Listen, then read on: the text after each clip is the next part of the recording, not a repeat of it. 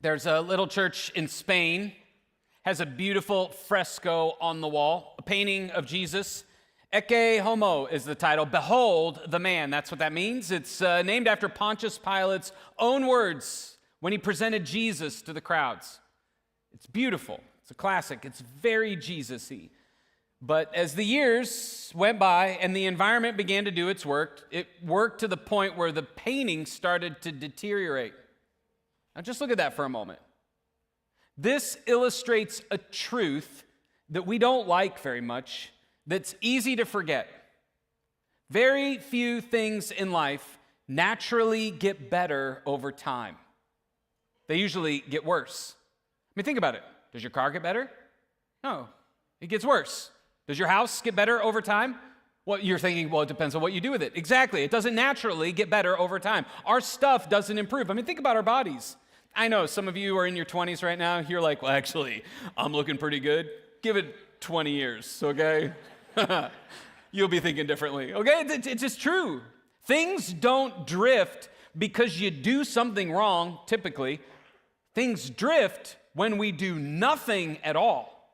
So, in 2012, as this painting approached its 100th birthday, a sweet old woman who attended the church was looking at it and thought, you know what? I can fix that. So she got permission from the priest, she went to work, and after a week or so of restoration work, behold the man. Wow. How many of you are like, I think I could do better than that? Yeah, it's like, her restoration work actually went viral. People from all over the world were coming to this little church to take a picture, to talk about it. In fact, people renamed the painting from Ecce homo, behold the man, to Ecce mono, behold the monkey, all right? Now, this woman meant well. She wasn't trying to ruin anything. She was just trying to touch it up. She was just trying to fix what was wrong. But the moment she took restoration into her own hands, it didn't get better. It kind of got worse. Honestly, isn't that a picture of us? Like, we don't mess up our lives. Very few people mess up their lives on purpose. Like, we don't wake up and decide, you know what, today feels like a great day to ruin something. No, we drift slowly, quietly. And then when we start to feel like something is deteriorating, we think, you know what? I can fix this. And so we get to work, and oftentimes it doesn't get better. Maybe for a moment, but it gets kind of worse. That's the tragedy of the drift. I mean, think about this painting. When did the problem start? Did it start with the woman? Or did it actually start before then? See, it reminds me of the quote in Ernest Hemingway's book, The Sun Also Rises, when one of the characters is asked, how did you, of all people, go bankrupt? And the character said, 2 ways, gradually and then suddenly. That, my friends, is the drift. So at the start of 2026, a year that we talked about last week, that we want to say yes to God and be ready for his invitation, I think it's important to talk about the drift. Because whether you want to admit it or not, it's a part of our life. And it kind of feels appropriate because Friday was Quitter's Day. You know, it's the day when everybody quits their New Year's goals and resolutions. We make it about 10 days and then we're like, shucks, man, forget about it. So I want to welcome you to Cedar Creek, whatever campus you're at. Those of you watching online on our app, or if you're one of the men at Toledo Correctional, thank you for hanging out with us today. Those of you physically here, will you put your hands together to say hello to the people watching us online, the men at TOCI? The drift is something we all do, whether you want to admit it or not. I do it too, okay? And the truth is, most of us convince ourselves we're doing fine. In fact, some of you are already arguing with me right now. You're like, actually, I think I'm okay. But my hope is to help you begin to see what the drift looks like before it's too late. Which means you're going to have a start with an understanding of what the drift process looks like. And then we're going to, next week, look at the warning signs that we need to pay attention to. And then the week after that, we're going to talk about how do you course correct, like when you see that you're starting to drift. And so each week, there'll be a little bit of content added on. But today, we need to kind of understand, how does the drift happen in our life? And to do that, we are going to look at Psalm 1. The Psalms are a collection of about 150 poems or songs from the ancient world. In fact, if you were to open up a physical copy of your Bible today and you were to try to open it in the middle, there's a good shot you would land in the Psalms. It's one of the largest books of the Bible. It's really a collection of songs, prayers, poems that are like prayers to God. And some of them are very happy, rejoicing at God. But many of them are very emotional, angry, desperate, sad, in need. It kind of helps our heart connect with the heart of God. That's what you see in the book of Psalms, or all of these poems. But in the first one, it's a little different. It sounds like wisdom literature. I want to read through it together. So if you brought a Bible, you can turn there. You can open a Bible app. I'll put all the words right here too. So Psalm 1, oh, the joys of those who do not follow the advice of the wicked, or stand around with sinners, or join in with mockers, but they delight in the law of the Lord, meditating on it day and night. They are like trees planted along the riverbank, bearing fruit each season. Their leaves never wither, and they prosper in all they do. But not the wicked. They're like worthless chaff scattered by the wind. They will be condemned at the time of judgment. Sinners will have no place among the godly, for the Lord watches over the path of the godly, but the path of the wicked leads to destruction. Now, there are some intense words here, especially if you've never really read the Bible. It's like, wow, wicked, destruction, all of that. Let me be clear. Psalm 1 is not trying to warn you about bad people. Psalm 1 is trying to help protect all of us from an unhelpful, destructive path. And one path is described with the term the path of the wicked, or the path of wickedness. And it uses the visual of chaff. You know what chaff is? It's the parts of the plants that cover like the wheat. And when you harvest the seeds, the chaff is left behind. What does chaff do?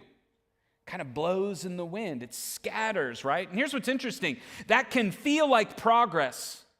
It can feel like your life is moving. Oh, we're going somewhere. But the truth is, you're drifting.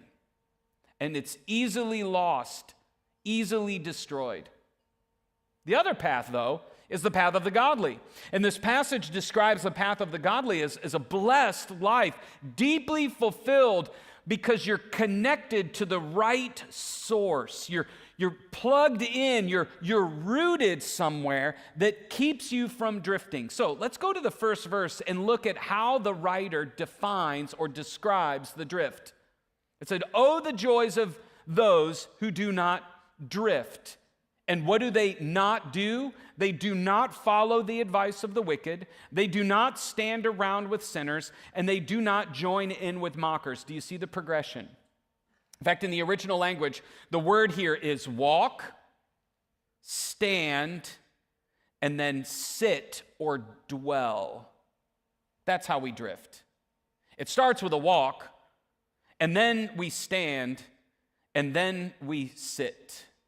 It starts with when we are exposed to things that aren't helpful or aren't helpful. It really starts when we start to walk. And so when we are, if you remember the verse, we walk or we follow the advice, the counsel, the input of those who do not follow God. So that means if you have a job, or if you are in school, or if you have a phone or a TV, or you have any interaction with somebody who does not follow Jesus, you are already in this phase, right? You're already exposed to that. You actually can't control that. So this isn't like what some Christians will do, is they will just try to pull themselves out of any sort of influence that's unhelpful or unhealthful in their life. And they isolate themselves from the rest of the world. That's actually not biblical. Jesus did not teach that. Jesus, the Son of God, did not model that. Exposure isn't the sin. Exposure isn't the problem. It's when you begin to walk in it without examining it. Unexamined exposure is the danger here, okay? The tendency for us when we scroll and when we listen to people and when we interact with what we see out there is to thoughtlessly let it in. And we start to say things like, oh, you know what? I saw this online. I heard someone say. Or when we start interacting with things that's unhelpful or unhelpful, we're like, well, I didn't go looking for this. I'm just scrolling. I'm not doing anything. I'm just watching. It's harmless, right? It's like, it's not that big of a deal. Exposure always sounds accidental. Like, I am not trying to. It just showed up. And the challenge is we become careless instead of a little cautious, thinking about what it is that we are allowing into our life. And if we walk long enough before we realize it, we start to stand. Stand is when we linger there. It's when we start to flirt with the unhelpful things. We think to ourselves, how close can I get without crossing the line? Everybody else is doing this. Like, I know my limits. I can handle it. I mean, I'm not doing what they're doing. And so we start to compare ourselves with somebody who we feel like's over the line. Lingering sounds like it's harmless, like it's not going to hurt you. But if you linger long enough, if you stand long enough, eventually you'll sit. You'll settle. It's when unhelpful things start to take root into your life. What was once in a while becomes more than that, like a regular. Settlement doesn't feel rebellious. It just kind of feels resigned. I guess it's just the way that it is. It's how I'm wired. Like, I'm tired of fighting it. This is how I cope. I can't help it. Don't judge me. It's not your place. God understands. This is how we drift. And you may be wondering, like, why do we drift? It could be a number of things. I mean, it could just be neglect. We stop paying attention, and so we drift. It could be our desire for comfort. We confuse an easy life for a healthy life. We think, oh, I don't really have any challenges. I must be okay. No, you may be drifting and allowing comfort to push you further and further away from the life that you want. It could be compromise. Micro decisions over time where you find yourself drifting gradually until suddenly you say, how did I end up here? Like, it can happen in your career. It can happen in your marriage. It can happen in your friendships. It can happen with your purpose. It can happen with your mental health, your physical health. It can happen with your faith. Any area, we're all susceptible to the drift. As I was thinking about this, I was thinking back to high school days for me, which, it requires a little extra thought to find that archive, And I was reminded of how we as high school students would go to Denny's, sit in the smoking section. We did this a handful of times so that we could smoke cigarettes because that was cool, okay? So I would smoke Camel Wides. I don't know why, but that's back when a pack of cigarettes was like $2 and you could get a 25-cent cone at McDonald's. No joke, okay? Those of you Gen Xers, you remember that. So anyway, when I was in high school, a handful of times we would go to Denny's. It was cool. And then when I went to college, on the weekends, you would be like a social smoker. You would smoke at the college parties because, it was kind of fun. Everybody was doing it. But it was, primarily on the weekend. But as I got into my second semester, as I was thinking back, it became like in the middle of the day, I needed a study break. I remember walking to the Marathon gas station on Dorr Street because I was at the University of Toledo, go Rockets. And as I was on my way, I was thinking to myself, where is this headed? Because what's interesting is drifting isn't driven by typically bad intentions. We drift because of unexamined habits and patterns in our life. So I was walking to the gas station. I can still remember this. Thankfully, a conversation that my dad had with me came to mind, where I could hear in his voice how much he meant what he was saying when he told me that quitting smoking was the hardest thing that he ever did in his life. I mean, some of you, you know the challenge. You've been trying to quit for years. It's so tough. So I thought to myself, is this the future that I want? And fortunately, that day I decided to stop. Because the earlier you see the drift, the easier it is to change. And if you don't notice the drift, it will lead you to a place that will cost you way more than you want to pay. All you have to do is open the Bible, and you will see stories of people drifting time and time again. There's one example that I want to look at today. His name is King Solomon. You can read about King Solomon in 1 Kings, 2 Chronicles. There are two different versions of the same story. They highlight different details. When I say the name King Solomon, I don't know what comes to mind for you. What do you think of when you hear King Solomon? I mean, some of you, this may be the very first time you've heard this name mentioned. Others of you, you may know that he's the son of the famous King David, the David that defeated Goliath. Some of you know he's the author of the writing in the Bible called Proverbs. A lot of people read the Proverbs in the Bible. It's one of the more popular books in the Old Testament for people to read. He also authored Ecclesiastes, which is believed to be the reflection as in his old age as he looked back at all of the lessons that he learned. He also wrote the Song of Songs, the Song of Solomon, which is a love poem, borderline erotic love poem between a future husband and wife and their relationship together. Solomon did a lot of great things too, but he had an epic drift. Biblical scholars say he became king at 15. That's where his story starts. Think back to when you were 15. What were you doing besides sitting in Denny's smoking section? Having Camel Whites. Here's where he starts. Solomon loved the Lord and followed all of the decrees of his father David, except that Solomon too offered sacrifices and burnt incenses at local places of worship. The most important of these places of worship was at Gibeon. So the king, King Solomon, at the age of 15, went there and sacrificed 1,000 burnt offerings, 1,000 animals offered to God. His first act as king was to say yes to God. What's your invitation? And he isn't just giving a tithe. He isn't giving a tenth of what he owns. He's giving a ton. 1,000 is a lot, right? And so that night, the Lord appeared to Solomon in a dream, and God said, "What do you want? Ask, and I will give it to you." Like, put yourself in those shoes.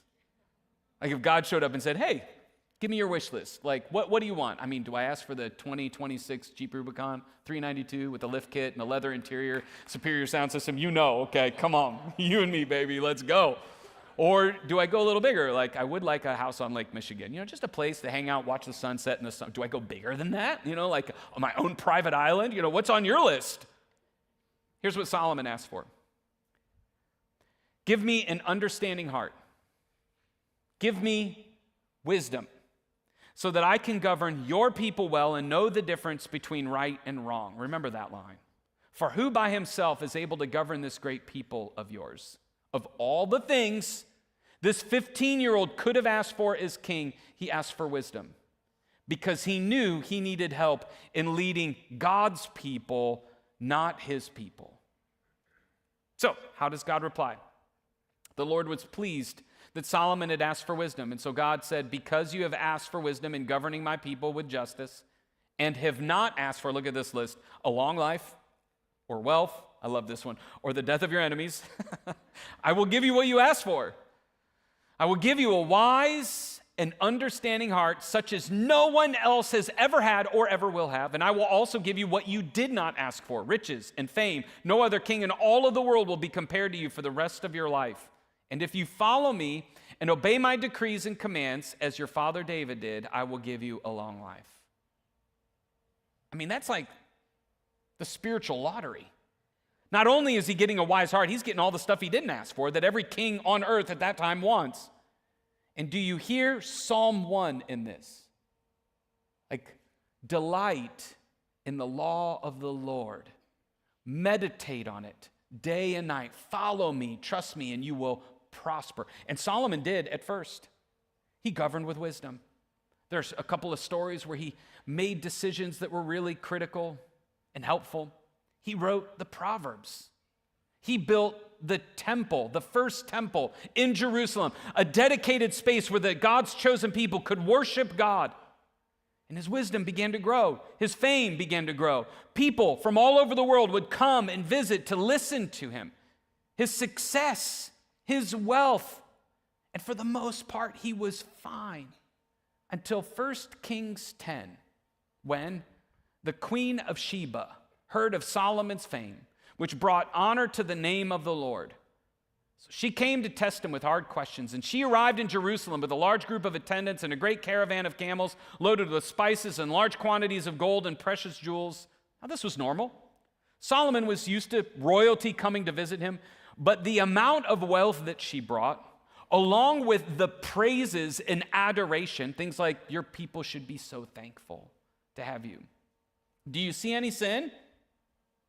No, I mean, nothing is wrong here, but what changed is what Solomon begins to tolerate in his life. See, even though with Moses earlier in Deuteronomy 17, it describes God as giving instructions to his people. He's like, don't copy the customs you see other kings and kingdoms doing. Like, don't multiply your horses, and don't multiply your wealth, and don't multiply your wives. But after the Queen of Sheba visits with all of her gifts and all of her praises, Solomon begins to change things. I mean, Solomon built a huge throne and decorated it with ivory and overlaid it with fine gold. No other throne in all of the world could be compared with it. Now, don't misunderstand me. Having nice things is not a sin. It's not. But needing what no one else has might be a signal that something is happening. In fact, the chapter goes on to describe how Solomon changed all of his drinking cups to cups of pure gold. And then he multiplies the fleet of his ships, and he multiplies his chariots, and he has every person in the army outfitted with a shield of gold. He multiplies his wealth. He multiplies his wives. In fact, Solomon loved many foreign women. Besides Pharaoh's daughter, he married women from Moab, Ammon, Edom, Sidon, and from among the Hittites. And the Lord had clearly instructed the people of Israel, you must not marry people of other religions because they will turn your hearts to their gods. And yet Solomon insisted on loving them anyway. In fact, he had 700 wives. That makes me sweat every time I read it. It's like, okay, I'm working hard to be a good husband to one wife, 700, and then a 300 concubines. That's like, wow, okay. I don't pity him. Right? Okay, anyway, in fact, they did. They turned his heart from the Lord. So in Solomon's old age, they turned his heart to worship other gods instead of being completely faithful to the Lord, his God, as his father David had been. Solomon worshiped Ashtoreth, the goddess of the Sidonians, and Molech, the detestable god of the Ammonites, god known for people would sacrifice their kids to try to get God's attention. In this way, Solomon did what was evil in the Lord's sight. He refused to follow the Lord completely, as his father David had done. The wisest man in the world to this.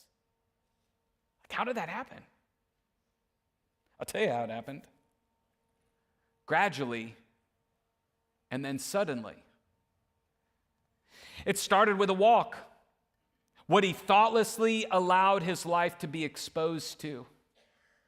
And then he started to stand and linger there until ultimately he settled and refused to do what God instructed him to do. That's how it works. And you don't see it until it shows up. What I don't want you to miss in this story is where the Bible tells us the drift happens. Let's go back to verse 4. It says, in Solomon's old age, they turned his heart to worship other gods instead of being completely faithful to the Lord, his God. He stopped being faithful to the God that gave him wisdom. In other words, his yes to God turned into a yes to them. And before anybody saw it, it started here. See, that's the bottom line. The drift happens in your heart before you see it in your life. The drift happens when what your heart tolerates becomes where you live. See, long before your career drifts, long before your life drifts, long before your marriage drifts, long before your faith drifts, your heart does. So where is your heart drifting today? Do you have the courage to see it. And let me be clear, I'm not asking you to be hard on yourself. This isn't like, oh, you should be doing better. I'm just asking you to be honest. Like, is your heart drifting? And there's good news. If it is, we're all prone to wander. And there is a way out. It is simple, not easy, but it is simple. There's every series that we do, we love to give a verse to encourage you to memorize. It's a way of installing it in your heart and in your mind. God's Spirit can bring it up. And this verse for this series reminds us that we must listen very carefully to the truth that we have heard, or we may drift away from it. This verse gives us the simple antidote that's going to guide us every week. And notice, the verse doesn't say do more. It doesn't say try harder to avoid the drift. What does it say?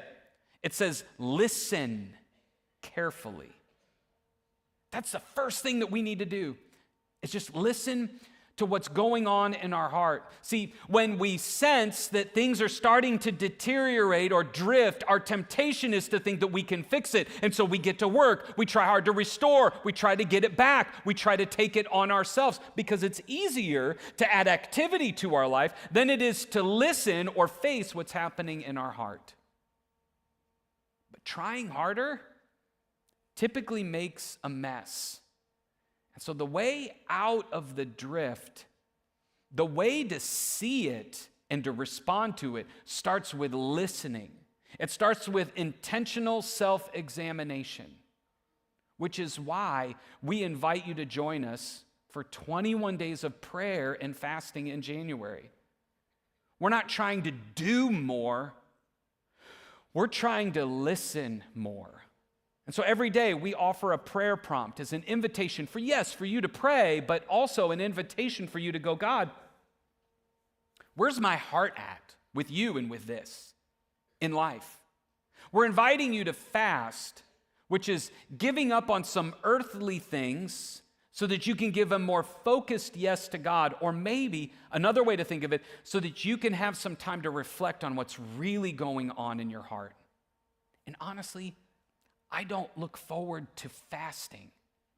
I mean, the way that looks for me is I have basically liquid until dinner in order to get through the 21 days and to be able to function and all of that stuff. And so I love food, like the taste and the crunch and the smell and the sweet, like I love all of it. And so fasting every year, I'm like, God doesn't need it. It's like that doesn't earn us bonus points in heaven. Do I have to do it? I don't have to do it. Do I want it? I don't want to do it. But you know what I know? Like the old hymn says, I know that I'm ever so slightly prone to wander.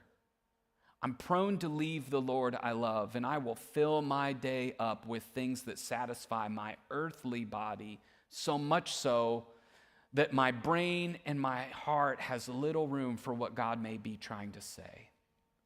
And so I'll medicate with food, and I'll entertain, and I'll fill my day up with all of this stuff.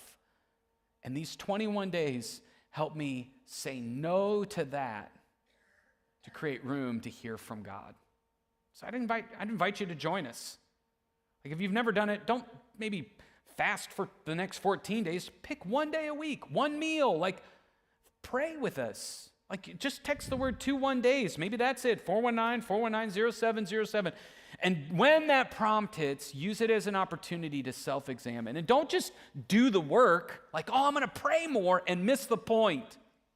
Use it as an opportunity to listen carefully to the truth so that if you're drifting, you see it early.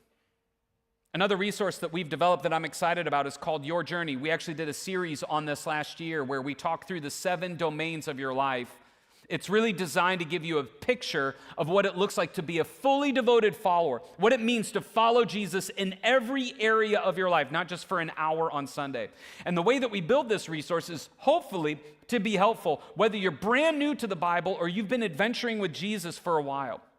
One of the things that we released this last, over a couple weeks ago, is an assessment tool that's designed to give you a snapshot of where you might be spiritually. It's like a spiritual mirror. You answer a few questions, and if you're not honest, well then, it's not a very good mirror. But if you're honest about it, you can see where you are and begin to get an idea of where God may be inviting you to grow.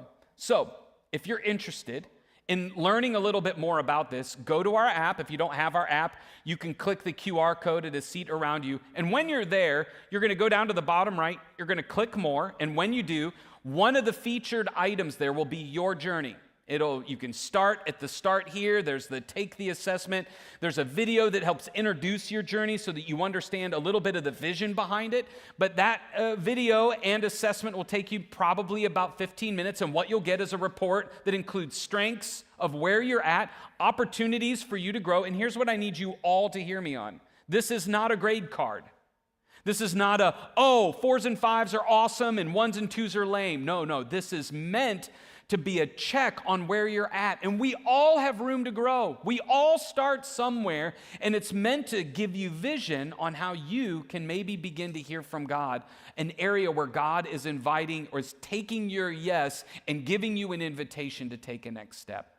And so maybe consider going through that this week and using it as a heart check opportunity. And maybe you're sitting here going, man, all of this just sounds way too intense for me. Like, I don't even know if I believe in Jesus. I don't know where I'm at in this whole Christian stuff. Well, I have an experience for you to consider as well. It's called Alpha. It's specifically designed for people who are not Christians. It's a spiritual starting point for you to learn about the Christian faith and for you to ask your questions or share your objections without fear of judgment or pressure. And so we've had 140 people text curious to 419-419-0707.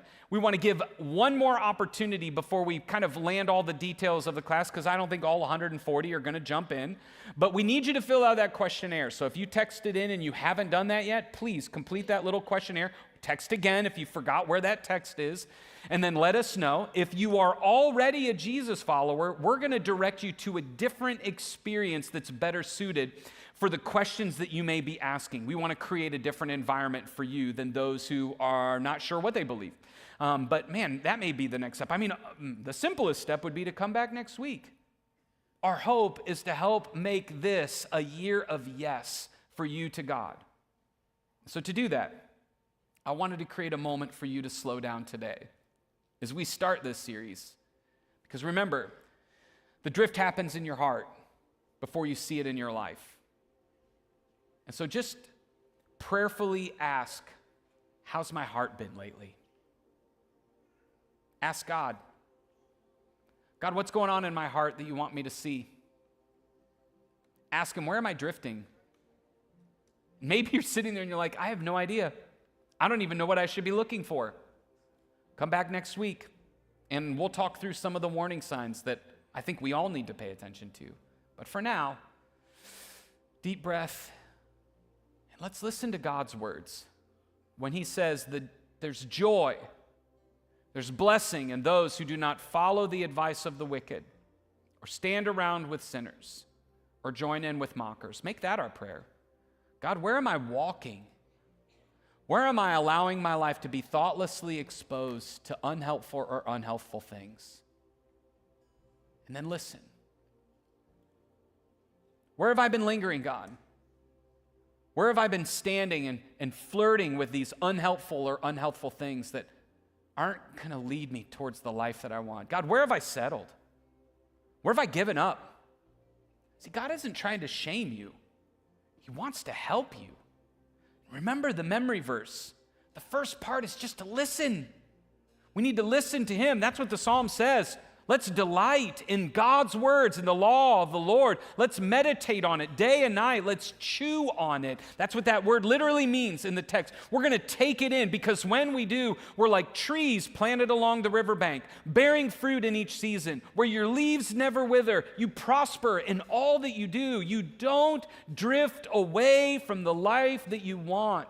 See, the result that we want isn't because the tree tried harder. It's because of where the tree was planted. It's rooted next to a source of life, the river of life. So today is not a message for you to go and fix your life.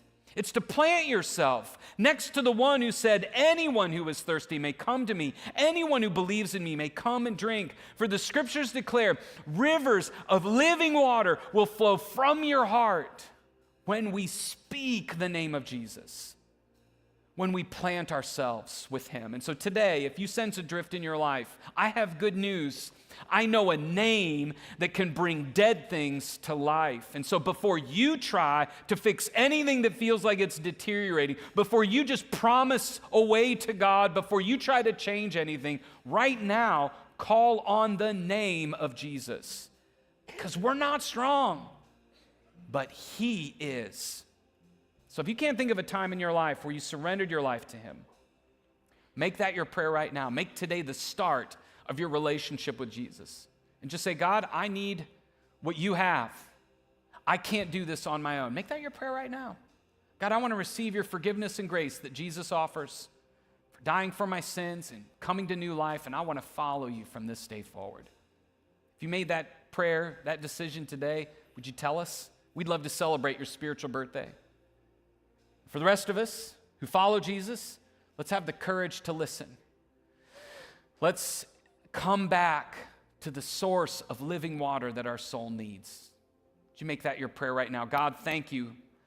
Thank you for the reminders that the Bible brings us about where we can find the hope and help that we need. And so today, this month, this year, God, would you give us a heart that listens carefully to you and pays attention to where we may be walking, where we may be lingering, where we may be settling. Would you protect us from the drift by reminding us of the life-giving power of your name, that you are our source of living water. And so, God, we want this year to be yes to you, and we want a heart ready for whatever invitation you may have. And so speak to us today, we ask. In Jesus' name, amen.